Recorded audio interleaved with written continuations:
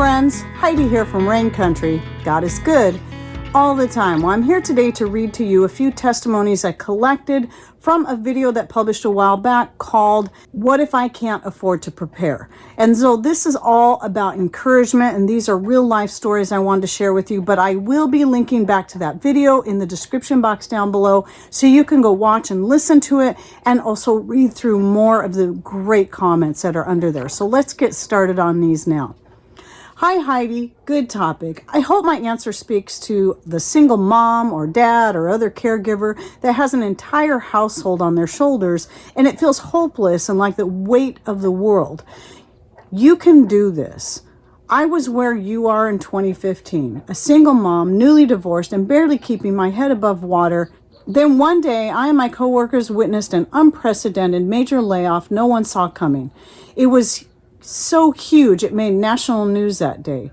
But even though at the end of the day my job was safe, it was traumatic and shook me to my core because 5 cubicles down from mine sat a now abandoned cold cup of coffee, a picture frame with a single mom and her 2 littles, and a crayon drawing that said, "I love you, Mom," was pinned to the corkboard cubicle wall with a thumbtack in an eerie display of this could happen to you. I started planning, even though it seemed impossible to stock up. I knew that it would never happen if I didn't start somewhere, so I made a list of the most bare-bone basics we needed to survive.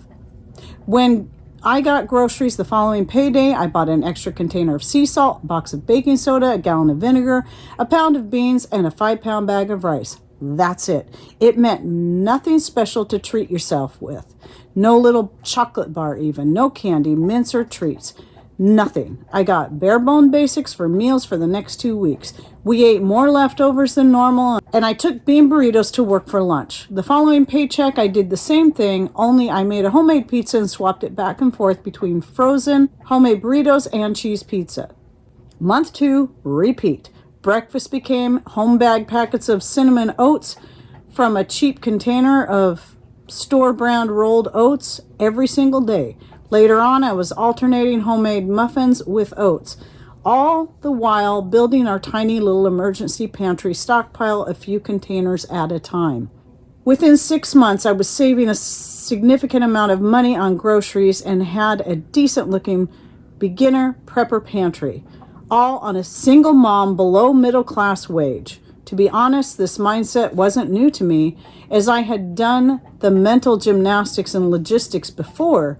But as a full-time stay-at-home wife and mother of 5 who was just trying to get the best deals possible and still feed my hungry teenagers. But as a single mom, it was different. It was about survival of a potential job loss. It was a very good feeling when I was able to look back a couple of years and see we will be okay. Especially when 2020 hit, never going back to living hand to mouth and paycheck to paycheck again. It's worth the sacrifice. Single mom, you can do this. Number 2, we had a storm a few years ago that took our electricity out for 10 days. What a wake-up call. However, we were very fortunate in many ways. First of all, we were in the process of cleaning out the deep freeze and using up old food. So luckily, everything left in fit in our cooler. We cooked on the grill, did dishes before dark, and read books by candlelight. Easy peasy. But it got me thinking about what we would do if we had been worse, like losing water or if it was winter. So this is where I got started. First, I got 3 chickens that would give us 1 egg for each of us every day. We would not starve to death if that's all we had. Then I thought of all my multi-use items that were food, medicine, and cleaners. These included apple cider vinegar, salt, baking soda, and water. Remember the difference between a want and a need. You're just making sure you don't die. So I filled a bucket with beans and rice and stuck it away until the end of time or until I think I might die. Next, flour, salt, and water for your bread. Practice if you want, but know that even if it's not great, you can still sustain life. From there, I added shelf-stable canned goods, saving enough for 10 days, then 1 month, then 2, etc. Now I focus on the winter. Remember, you just need to live.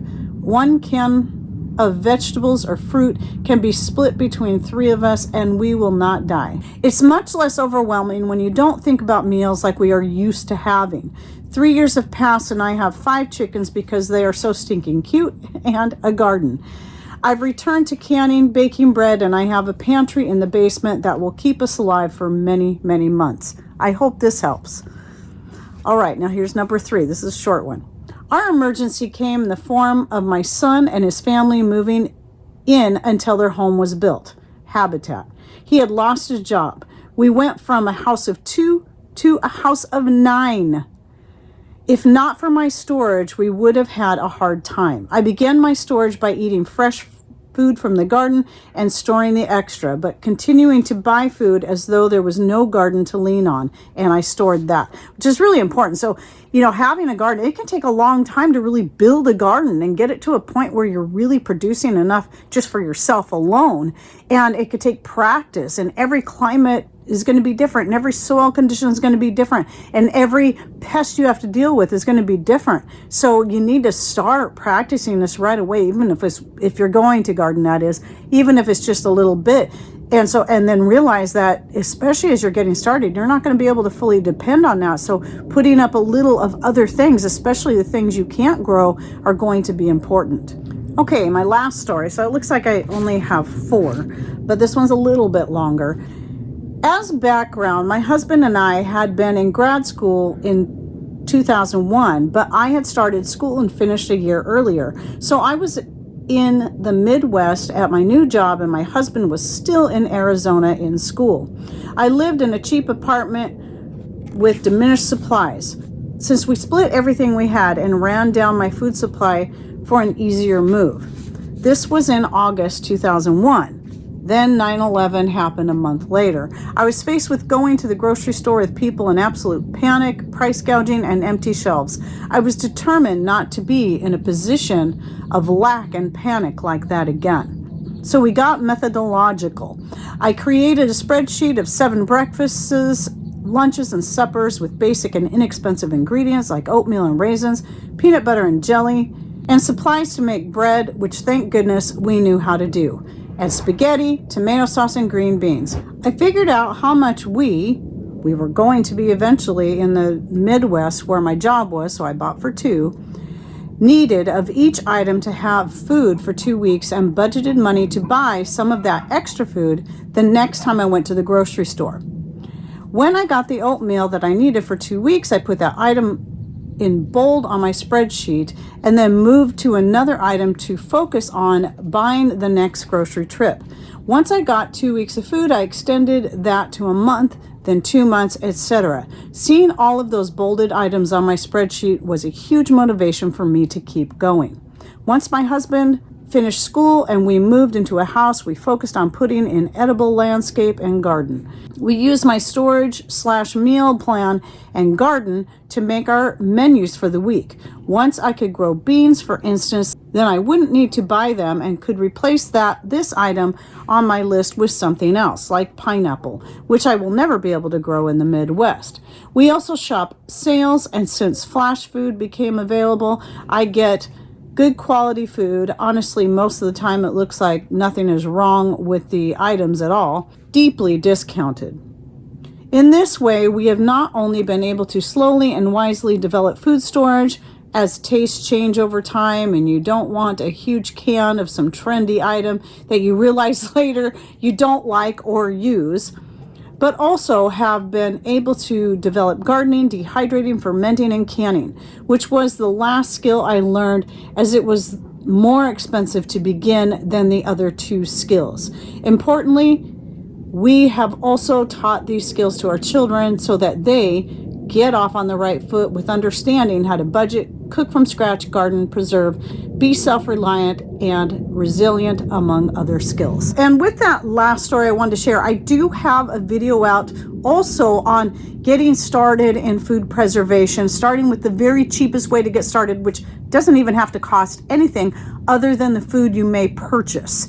And that would be dehydrating, and then working your way up from there, because canning, yes, is the most expensive one to get into. But once you have all your equipment, then you can really start saving money from that point on. But don't feel like you have to jump. Actually, the most expensive is buying a freeze dryer. But don't feel like you have to invest in any of that. Start simple and just work your way up. It doesn't have to cost an arm and a leg to get started. Remember, our ancestors, they did all their food preservation from what they could hunt or grow themselves or forage for. And most of the time it was drying foods. And that included, yes, drying the meats. People have been doing it for millennia.